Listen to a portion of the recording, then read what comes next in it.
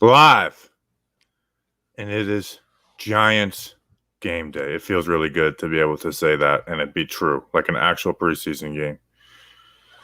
And Justin's doing this whole "can you hear me" thing, and it's crazy. No, I'm just saying, wow, unreal. What's going on to the chat? We got Clyde says, "Hell yeah, game day shirts off." Deli man, over under 15 carries for Barkley today. I'm gonna go with a hard under on that. Let's go, Big Blue. What's going on? Giants chat from Ryan Connolly. We got Andrew, Sean. We got the whole gang. Justin, what's going on, man? You're getting ready to You're getting ready to head to the stadium. Yeah, hard out at 11:35. Hard out, and Bobby's worst fear of live streaming by himself for 5 minutes may have to happen. Yeah, so I'm ready to rock and roll. Ooh, is that Fleetwood Mac? Calling out your name. I'm excited. I made a point in my 5 keys video yesterday, and then I clipped it the minute and a half on Twitter. And really, today's game is bigger than just a football game, and it's bigger than starting 1-0. The world is a lot more different, compared to over 700 days ago, where fans were last allowed at MetLife Stadium, and 20 years since 9/11. So those emotions are all going to be there. So Joe Judge talks about we want to have a team that represents the people of this area. Well, there's no better representation of the people of this area than how we came together after 9/11, and how the city came together, over the last year, almost 2 years now, and go out and win for your football team. Win today for the fans. Win today for us. That's what I want. I agree with that. We have to start off 1-0. Like with the additions made for this team, this is a game that you need to win. You need to win. Now, if they lose, does it mean like the season's over? Absolutely not. But it just feels like this week one is more important than the past week ones. Bobby, you should donate your hair, and we'll answer some questions. Donate your hair. I know there are some hungry children in Africa who would look gorgeous with it. They're not going to eat it though, so like they would actually make it worse. It would make it hotter for them. So I don't know what that would mean. Someone asked a good question, and I'm going to find it. Why are you going so early? I swear you're just leaving so you can get out of the pregame show. It's like the game doesn't start for 5 hours. What do you mean? But you have to go and you have to tailgate and you got to eat. I got to smoke my. There's a lot to do. But you're acting like staying till 11:45 is the difference between like you not doing that and not doing that. I got to go get gas. If I didn't have to go get gas, then I would stay till 11:45. But the fact that I have to go get gas and I have to go to Wawa. You are like a 90-year-old person where it's like getting gas as a plane. You just stop at the gas station and get gas. Guess what? Well, I would argue that everybody that's going to come up to me at the stadium today is more important than this pregame show because we're going to celebrate and we're going to have a great time. Well, that's your opinion. So, you can fuck off. So let's try and do the full show next time. If Matt Peart starts, Justin changes his Twitter name to Justin Penis, but he's not going to start. Sure. There was a practice clip of him with the ones. He will not be starting. Let's see. I'll do that though. Let's see. I asked some questions, people. Don't forget to close the chat and give these boys a like. Let's go Giants. So I know we talk about, trying to get big plays and stuff like that. The Broncos are trying to stop that. Like that is their goal with their defense is to stop that. So I actually think what Jason Garrett does kind of comes into play pretty well for this week. Now going forward, like no. But for this week, I think like work the short game, work Sterling Shepard. Like I think like when Sterling Shepard is my giant factor, like I really think he needs to be like the most important like weapon on offense. Now you take your chances with Galladay. He's going to get those matchups and he's won them with Kyle Fuller in the past. So like there will be shots to take, but that can't be just like all out or nothing that, like we can't run what the Chiefs and the Bills like try to run versus Broncos defense. Yeah, there's no team in the NFL like last year that did that against the Giants where, there's just been so much of the middle of the field has been open where really not even teams utilizing a deep safety. They would just bring their safety down to the close line of scrimmage and nobody would be deep. So if that's his philosophy and if that's their philosophy and it's worked for him and, worked for Patrick Graham last year and a lot of the smarter defensive minds, that's what they're doing. They're doing the too high stuff and they're allowing everything underneath. If that's their philosophy, then they're going to stick with it. But also part of me is saying, well, why would you do that with the Giants? Like, why would you do that? Because every other team last year did not do that, and they were still successful. So what really needs to happen today the way that if the Giants are going to create like explosive plays, at least of 10 to 15 yards, maybe not 20 plus yards, but if they're going to create those explosive plays past the sticks, it's going to have to be with yards after the catch. I mean, that's Saquon Barkley, Kadarius Toney, Sterling Shepard did lead the team last year in yards after the catch. It wasn't anything spectacular, but he did lead the team in that regard. So targeting those guys in the intermediate part of the field where they can get the yards after the catch, that's where the explosive plays past the first yard down behind the sticks. That's where it's going to need to happen today. But our offense wasn't known for that last year. And that's why I think Toney is going to be involved well. And I think that's what, with the way they do it, they're running the ball is going to be important. You can run against this Broncos front. They gave up a lot of yards in the run. And the Giants, and strength of their offensive line is their run blocking. Giants world. Talking Giants versus the universe. Who's scoring the first touchdown 2021 season? I got to take Caden Smith. It'll be right around the 4-yard line. We'll be in a 2 tight end set, because we only have 2 tight ends active. They didn't call up Ryan Izzo. And so it's going to be, they're going to have Saquon out there. They're going to have Kyle Rudolph, Caden Smith, Kenny Galladay, and Sterling Shepard. And Caden Smith is going to get it on like a backside drag route. Okay. I'm here for it. We didn't throw the ball a lot inside the 5-yard line last year. I know we did during the preseason, and that led to an interception. But I'm here for it. Let's do it. What about you? Saquon. I have a feeling it's not going to be an explosive play. It's going to be a long drive, and they're going to want to give Saquon that touchdown. I think that's I think that's the thing that the coaching staff has talked about. It's like a confidence thing, and that would make him feel really good. And we get the fans fired up. I think that's something that they've actually talked about. Like, if we're inside the 5, we're going to pound it with Saquon until he gets it. Yeah, I can see it being the opposite, though, where it's like, they give Saquon those open field carries, and then at their ends, like, don't use Saquon down here. Just pound it in with Penny or Booker or in the receiving game. Yeah. Because there's not like a pitch count for Barkley, but it's like they do want to kind of take it easy on him. What's the over-under on how many curls and flat routes that we will see? I do agree with their philosophy of death by 1,000 cuts against the Broncos. I think we will see 15 passing plays with at least 1 curl route in it. And I'm not even trying to be funny with that. Fair. Any confidence in Thomas versus Miller? Thomas will not probably be going up against Von Miller. That's going to be Solder. It's probably going to be Thomas versus Chubb. If Chubb even plays, I mean, they're saying it's a game time decision. Anytime it's a game time decision for a player, like I think he's not going to play. And if he does play, they're probably going to use him sparingly. Yeah. Yeah. So I'm nervous about that. I mean, that's the thing that I think everybody's most nervous about is how the tackles are going to do against those guys today. That is the most worrisome part about the game. Yeah, I think that is the biggest worry for the Giants is how does right tackle, well, just how the offensive line in general looks in pass protection.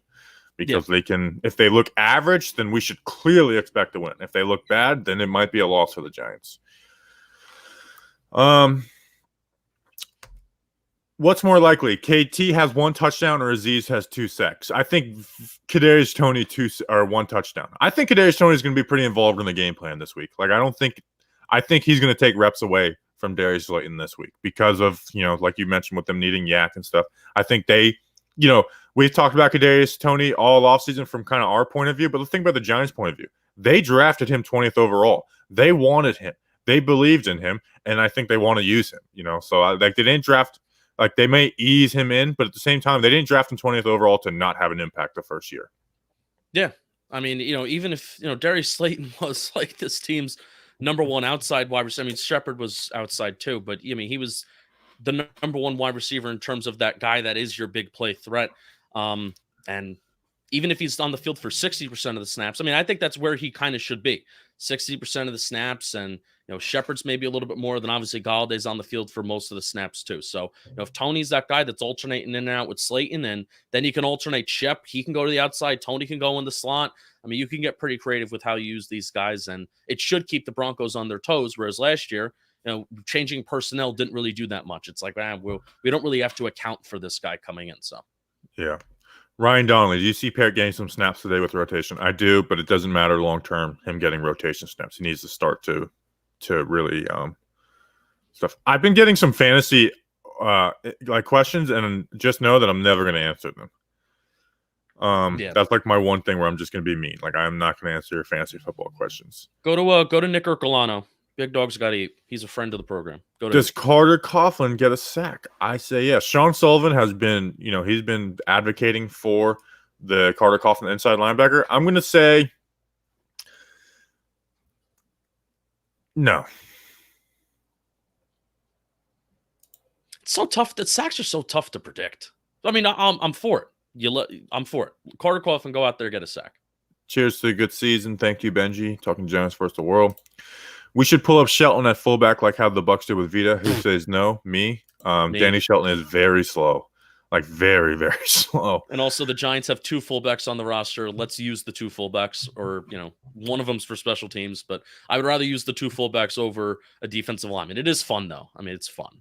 Do you think there's any chance Nate Ebner is inactive today and Colin Gillespie plays his role and they kind of want to see what do you think there's any chance of that? Because they kind of they do the same thing, That would be hilarious. Well, I think they could do it and honestly cut. I would expect one of those guys to not be here next week. Yeah, and they brought back CJ Board too, and he's now getting paid more. And the Giants are in a very tight cap situation. Which I kind of always figured that was a plan because he's the number 1 kick returner, CJ Board. So they put him down in practice squad. I was like, okay, I think I tweeted, I was like, I think he's going to be the practice squad elevation this week because they had him as the starting kick returner.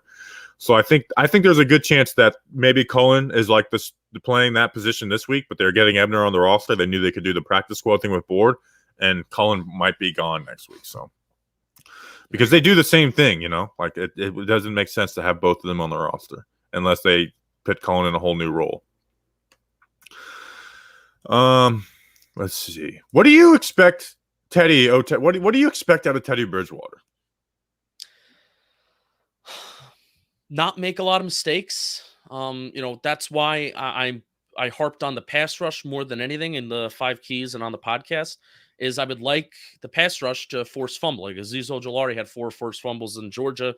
Last time we had a guy that forced 4 forced fumbles in a single season was Jasper Brinkley in 2015, and he was an interior linebacker. So I'm expecting Teddy Bridgewater to not make a lot of mistakes, not produce a lot of explosive plays, and it's basically, I hate to almost say this, is which team is going to produce explosive plays a little bit more, but also which team is going to not, I hate this hot take, which team is not going to make more mistakes, if that makes sense. Is it going to be Daniel Jones or is it going to be Teddy Bridgewater? And I think Bridgewater's going to make mistakes, though. I think what Patrick Graham's going to throw at him today is he's going to make mistakes. And I always look back to Alex Smith. Alex Smith doesn't make mistakes except for the 3 interceptions he had in 3 quarters versus the Giants. Yeah. They're going to try and expose our inside linebacker and edge and pass coverage. Go for it. Tay Crowder is the starting inside linebacker, who I think is the best in coverage out of all of them. So that's interesting. Although I do think they'll rotate all of those guys. You think Crowder's better than Ragland in coverage? Definitely. Okay. He's got a lot better range, a little more distinctive. Do you believe Barkley will be on a snap count, or is this balls to the wall for Saquon Barkley? So apparently, Ryan Dunleavy said there's not a snap count, but I expect him to get 9-10 carries. I think him and Booker will truly split the snaps. I think it'll be Booker this series, Barkley, they'll split series. All right, how about this? I honestly think they're going to use it and they're going to evaluate it with their eyes. If he has 9 carries for 12 yards, you're not getting much work in there. You know what I mean? If we're in the 3rd quarter and he has 9 carries for 12 yards, maybe you're taking hits, but that's not a lot of work. But if he has 9 carries for 50 yards, then that's a different story. Then you're running more, you're using your legs more, you're getting tackled in the open field, which is more than just running 2 yards and then running into somebody. So I think they're going to and if he gets 4 carries, 4 plays in a row, and the Giants go for it inside the 5-yard line, I don't know if the Giants are going to that's the pitch count. That's halfway there to that 9 total. I think they're going to, use their eyes and be is he getting hit? Has he been running in the open field a lot? If he breaks off a 60-yard run, odds are you may not see him for a series or 2. So I think they're going to use their eyes and they're going to be smart about it. And I kind of just thought about that right now. So there you go. Good brain. 31-13. Thank you, John. Expectations for Zoe as far as snap percentage play time. Excited to see him in the field. I don't think there's going to be any limit on Zoe. I think Lorenzo Carter plays 80 to 85% of the snaps today. I say over 70. Yeah. Definitely over 70. Let's see. What do we got? Look What's your guys' expectations on Adoree Jackson coming off the injury? If he plays, he is going to play. I expect him to play like 100% of the snaps. I expect him to clamp down. My expectations for Adoree Jackson are more than Kenny Golladay in terms of bringing value to a unit to help them be a top 5 unit and to help them be an elite unit versus Kenny Golladay. It's not a referendum on Kenny Golladay. It's just I'm expecting the Giants offense to be average at best, but we expect this Giants defense to be elite. And I think Adoree Jackson helps out that effort more than Kenny Golladay does, if that makes sense. That's not a slander on Kenny Golladay. Hammer to the horse head. You think Jeudy lines up in the slot? If so, who mans up on him? That's what I'm really interested to see out of Patrick Graham today. It's because Jeudy is going to be the slot receiver for them. They're going to have Patrick and Sutton on the outside. Jeudy is probably their most dangerous weapon, like on their entire team. Do we just put our worst corner and our worst starting corner and Darnay Holmes on him and kind of like good luck that? Like I think there's going to be a lot of stuff. I think you're going to see a lot of forced safety looks where you're going to have McKinney bump down the slot, Julian Love bump down the slot. You have I think all 3 of the 4 safeties besides Peppers will line up on Jerry Jeudy on certain plays. Hell, they might even line up Adoree Jackson in the slot on certain plays. Like I think they're gonna throw different stuff at Jerry Jeudy all game because Teddy Bridgewater is known for being conservative and Jeudy kind of might be his best friend. So don't let Teddy kind of know what's coming. Like don't let him know what's coming. Always keep him guessing on what's coming next. Yeah, I agree with that. Especially if Graham wants to start running a little bit more single high safety like he did in Miami, and you want to dare Teddy Bridgewater to throw the ball down the field. And if a guy goes up 1-on-1 and beats us in man coverage, we have the cornerbacks this year. Maybe we have the outside corners this year. Where if there's a wide receiver like a Tim Patrick, a Sutton that goes up and beats Bradbury and Adoree Jackson 1-on-1, it's like, hey, you just out physical us. We'll tip the cap. We'll get you next time. But it's one of those things where you can, if you want to run more single high safety, then you can put McKinney in the slot, like you're saying. You can put Logan Ryan in the slot. Even if you're running only 3 safeties on the field, not 4 safeties, you have that single high safety. Peppers is playing in the box, and then it's still McKinney, Ryan, Julian Love in the slot, possibly. All things Giants, our guy. More 11L personnel today with only 2 tight ends up. I think they're going to run maybe the Giants are going to run a ton of 2 tight end stuff, but I think they're going to run a very healthy amount. Like last year, they were like the second most like tight end personnel, heavy tight end personnel last season. So Ingram being out obviously affects that. But I think there's going to be a lot of reps with Kyle Rudolph and Caden Smith both on the field today. Yeah, I think 11 personnel will stay the same and 12 personnel may stay the same, but it's the 13 personnel that we may not see a lot. Because I don't know if they've given. Well, they don't even have a third tight end. So. Well, that's what then you consider. I don't know if they've practiced having Matt Parrott line up as that third tight end, Elijah Penny, Cullen Gillespie. Those guys can possibly be third tight ends and 13 personnel, but I don't know how much they practice that. So I can imagine 12 personnel and 11 personnel, like those rates are going to stay the same, and those may be the only 2. I mean, how about this? I feel like we didn't see this a lot last year. Can we go some 4 wide receiver sets? Why not? Yeah, I think we'll see a little bit of that. 10 personnel, I think that is. 1 running back, 0 tight ends. Yeah. 4 wide receivers. Yeah, I think we'll see a little bit of that. Giants fan from Ireland, what was the last time you were comfortable with the starting O-line? 2009, I guess? Yeah, not even 2011, 2012. No, it was a struggle bus those years. David Boss was not great. Kevin Booth wasn't great. He was solid. So, yeah, 2009. Long time when you think about it. CS, what's your pregame meal?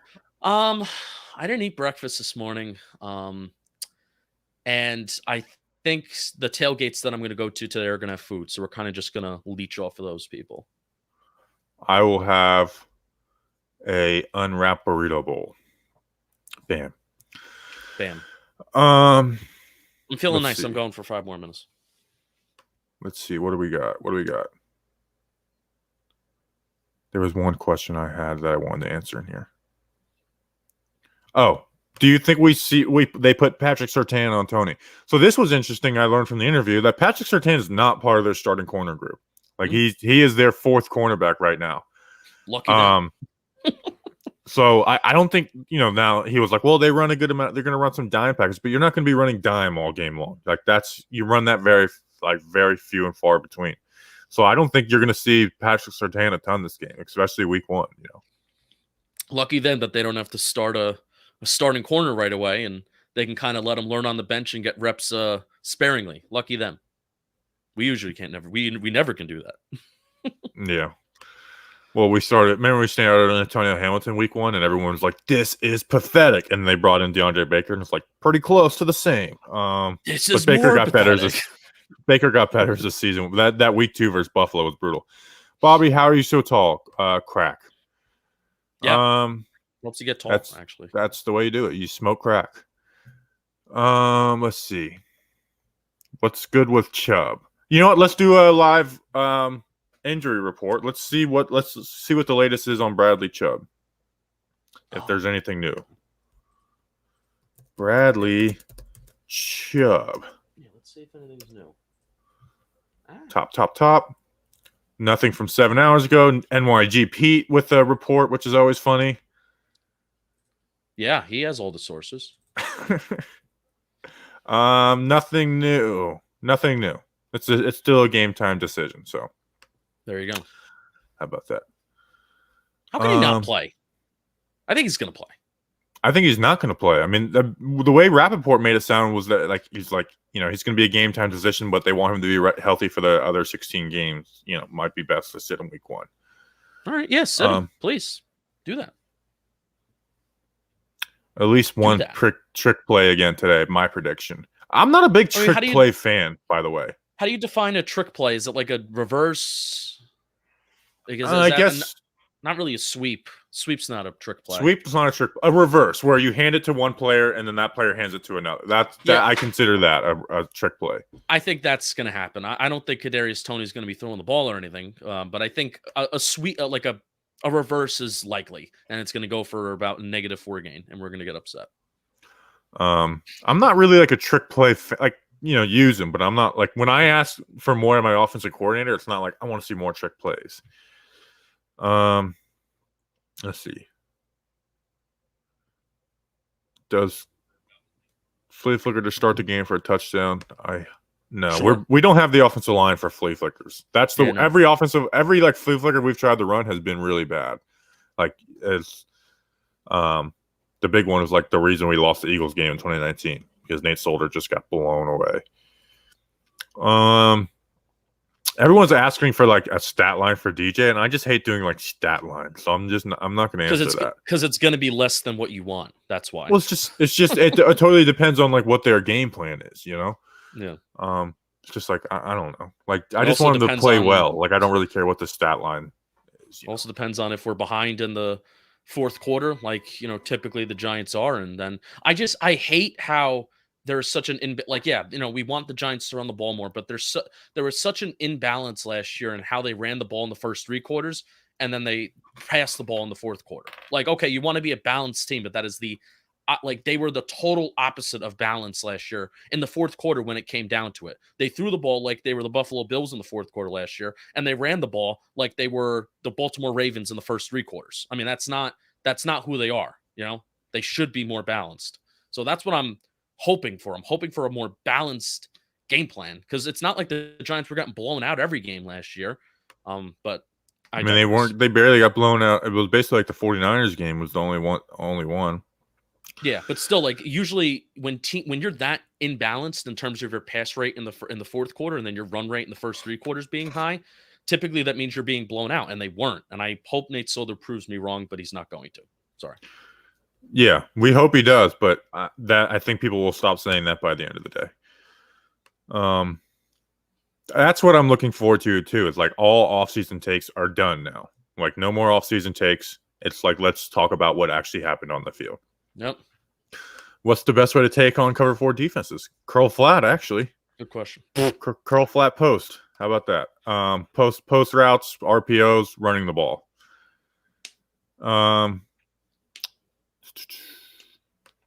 Here's a question not from them, but I want to ask you. More likely, a Saquon Barkley 40-plus yard run or a Daniel Jones 40-plus yard pass? That's a really good question. It's been so long since we've seen Saquon. I want to say a Saquon 40-yard run. I want to. Yeah. Because even like you can see like big plays from Jones and it'll be like a 38-yard touchdown pass or something like that, you know? Yeah. Where I do think they're going to get more of it. There was only one play of 50-plus yards last year, and that was to Austin Mack on the sideline. That was it. Yeah, and it was 4 verts, and it was like, it was a scheme play. There was an 80-yard run that Jones tripped on, but that was it. Yeah. Which I'm excited. I think we haven't been talking about much about Daniel Jones' legs, which is like, that's going to be interesting to see how that works with Tony and Shepard. Talked about it in my 5 keys video. Use them. Use the legs. Daniel Jones' path to becoming an average quarterback in the National Football League is his legs, or above average, I should say. Let's see. Saquon 10+ touches today. I think 10 is kind of like the number. Well, not counting receiving, I think he's going to get more work in the receiving game too. I mean, you know, he may get 10. Oh yes, 10. Then yes, definitely 10+. Yeah. So there you go. All right, Bobby. It's 11:40. I've stayed 5 minutes longer than I said I was going to. Why don't you not end the stream, but I'm going to leave. Then go. I gotta go. Goodbye, everybody. Go Giants. I'll podcast. I just closed him out. I thought he was like going, but anyways, I'll do some questions for 5 more minutes because you know if Justin would have stayed 5 more minutes, he wouldn't have gotten to do all the stuff he wants to do at the stadium. Saquon gets 15 carries and 4 pass targets. That's too high. He's not getting 15 carries. I will be blown away if he gets 15 carries today. 15 carries is a decent amount for a regular season game. Like let's here, I'll pull it up right now. Saquon Barkley stats. Like let's go through 2019, the times he got 15 carries. I don't think he even got 15 carries in that Steelers game, and they were like trying to force, you know, the run. So 15 carries is just not happening today. So in 2019, he got 15 carries. Week 2 versus Buffalo. Week 7, week 8. And he got it more times than not. But there was like, you know, games where he was fully healthy where he didn't. You know, week 1 versus Dallas, he had 11 carries.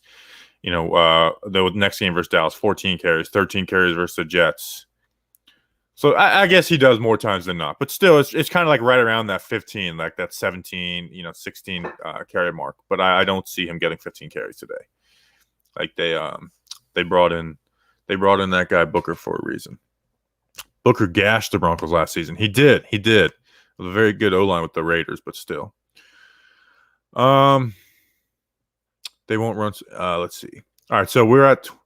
I'll go to 11:46 or something like that, and then we'll go. Let's check Twitter. See, what problem happens is when I stream, I don't check Twitter. So let's make sure I didn't miss any big news.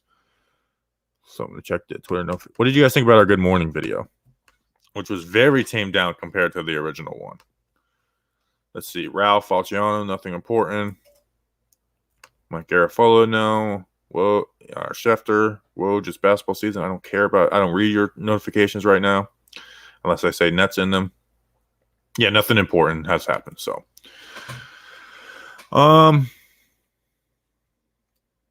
we are playing the Broncos. So, all right, hit me with some questions. Because I'm not just sit here and talk to myself. I need some questions. Got 213 people in here. Make sure to, if you want to join us live after the game, probably around 8:30, 9 o'clock, maybe a little later because Justin's traveling from the game. We'll be doing our podcast. Patreon.com/TalkingGiants is $2 a month for the first tier, which is where you can be like while we record the podcast live and then we talk between segments and stuff. And then the regular podcast will be out in the morning on Apple, Spotify, Pocket Cast, all those, and then also YouTube at 8 a.m. So, but if you want to get early, that's how you do it. Is y'all 22 up? No, they said it's going to be, but I'm not believing it until I see it. Do you believe in love at first sight? No. That's a good question, though. I don't believe in it, love at first sight. Is Lemieux playing? And if so, do you think he can hold up the whole game? The injuries are tricky. He is playing. If he doesn't look good today, I am going to be calling for Ben Bredesen to start. So how about that? Ruben, vamos gigantes. Go subscribe to Zona Gigantes. Best dressed Giants player. I don't know. I know we are all worried about but do you think we will be able to effectively run the ball against the Broncos? Yes, their run defense is weak. So hit me with what you guys got. How many snaps for Saquon? I don't know. I think he's going to get 9 carries, 2 catches. How about that? You think they're going to try and chip for shoulder, help him as much as possible? You wish you could help the second-year guy, not the old man. I don't know. The Giants don't run a ton. Yeah, they will. They'll when Devontae Booker's in, say, yeah, they'll use it. I don't think it's going to be like totally changing their game plan around it, but they're going to use it.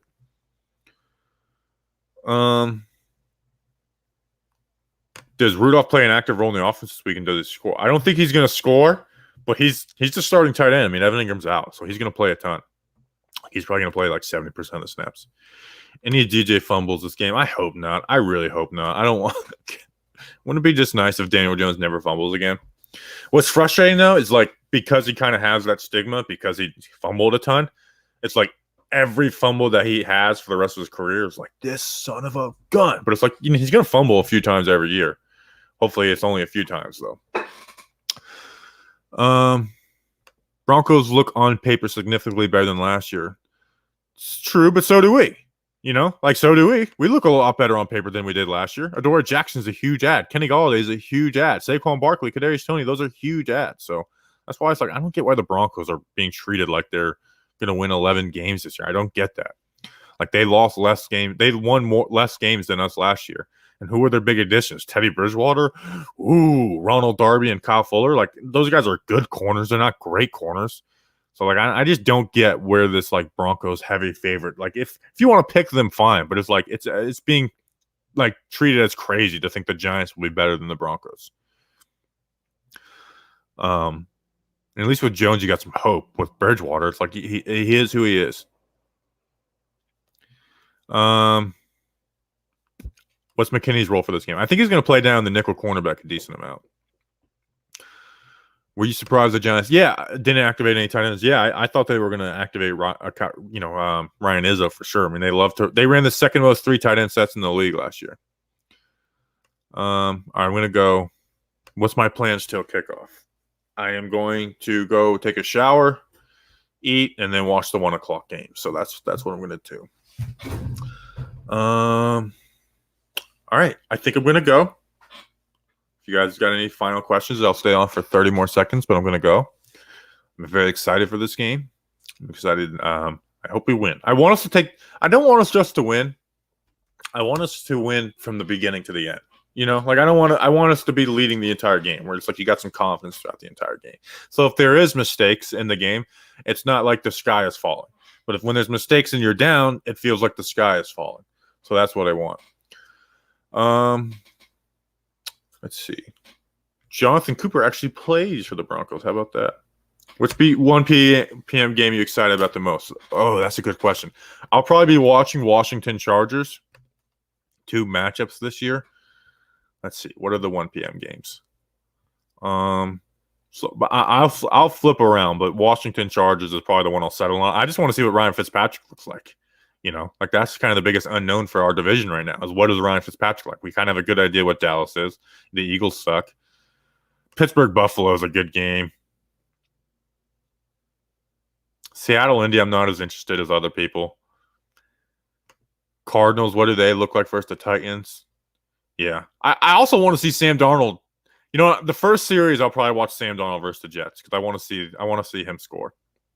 What's your favorite player on the team? Nick Gates or Jabril Peppers? I'm very excited. There's so many good ones. So we appreciate you guys. If you wanna be with us live as we record after the game, patreon.com/talkinggiants. If you don't, it'll be up on YouTube at 8 a.m. Podcast apps before that. Appreciate you guys. Let's freaking go, man. It's like I'm ending the pregame week 1 stream. Like I'm about to watch football. Like I'm about to see Terry Bradshaw and Howie Long and Jimmy Johnson go at it. Like this is a great feeling. Appreciate you guys. See you later.